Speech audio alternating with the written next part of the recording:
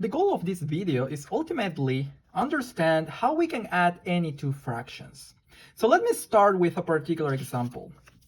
So for instance, what is 1 over 10 plus 3 over 4? So one way to solve this problem is first by trying to get a common denominator here. One way to do that is by finding a common multiple of these two denominators. So for instance, 20 is 10 times 2 and 4 times 5. So let me explain what I'm planning to do. So first, I will multiply this 10 by 2, so that the denominator now is 20, but I will need to multiply by 2 on top as well, so that this fraction doesn't change, so that the proportion of these two numbers remain the same. And similarly here, for 3/4, what I'm going to do is I'm going to multiply by 5, so that now this is going to be 20, but I need to multiply by 5 also on top. So if I do that, I'm transforming this fraction into this fraction into this fraction. So I will have 2 over 20 plus 15 over 20. So now my question is, how do I add 2 over 20 plus 15 over 20? And what happens is that when they have the same denominator, the only thing that we need to do is add the numerators. So 2 plus 15 is 17, and the denominator just remains the same thing, which is 20. So we will have 17 over 20. Now you may be questioning why you just only add the numerators and just the denominator remains the same. Why don't we add also the denominators? And I would say that is a valid question. So let me try to explain why only the numerators are added together and the denominator remains the same. So I will give you two ways to explain this. One way would be expressing this 2 over 20 and this 15 over 20 as 2 times 1 over 20 and 15 times 1 over 20.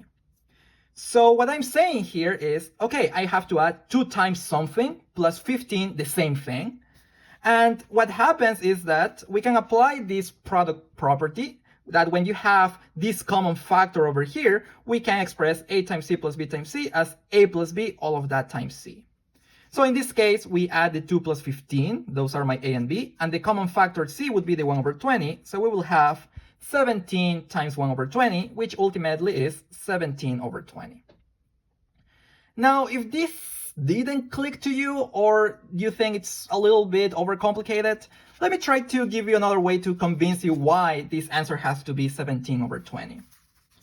So this fraction, 2 over 20, also reads as 2/20, and this 15 over 20 is 15/20.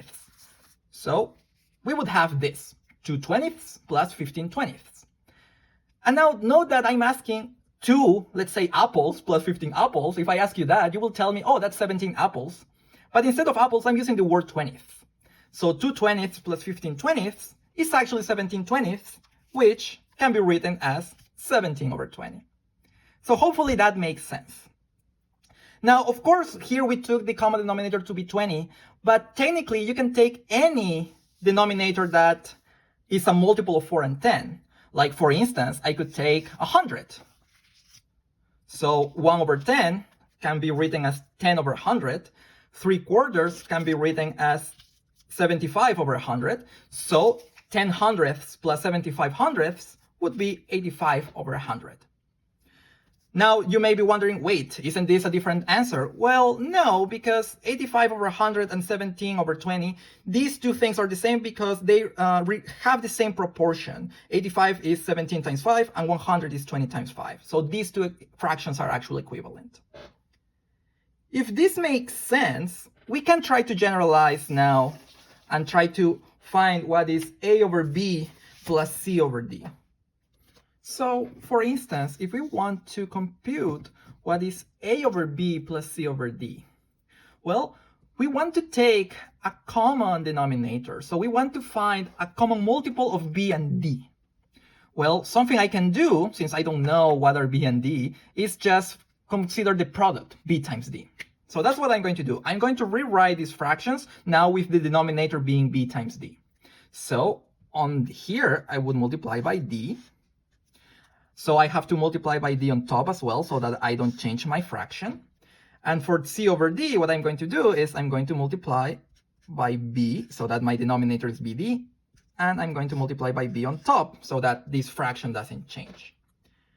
And now that we have two fractions with the same common denominator, remember, now I only need to add the numerator. So I will have a times d plus b times c divided by the common denominator, which is b times d.